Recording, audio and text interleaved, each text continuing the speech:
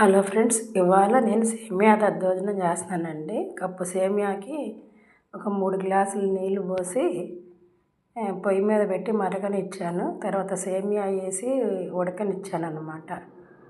ఆ సేమియా మొత్తం ఉడికినాక అదంతా చల్లారనివ్వాలన్నమాట అండి. బాగా చల్లార్చినాక తాలింపు వేసుకొని తాలింపు గింజలు, నూనె, తాలింపు గింజలు, పచ్చిమిరపకాయ ముక్కలు, కరివేపాకు, ఇంకా అల్లం లేదని వేయాల, కరివేపాకు, ఆ తాలింపు అంతా వేగినాక పెరుగు, కప్పు పెరుగు, చల్లారిన సేమియాలో 2 కప్పులు పెరుగు పట్టిద్ది అనమాట.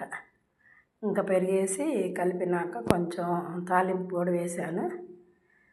తర్వాత ఉప్పు వేసేసుకొని కలుపుకున్నాక ఒక అర గ్లాసు పాలు కూడా పోసుకుంటే బాగుంటుంది అనమాట. ఆ పెరుగు పులుపు లేకుండా తీయదనంగా ఉండిద్ది. అవి మొత్తం కలిపేసాను అనమాట. సేమియా దద్దోజనం తయారయ్యింది.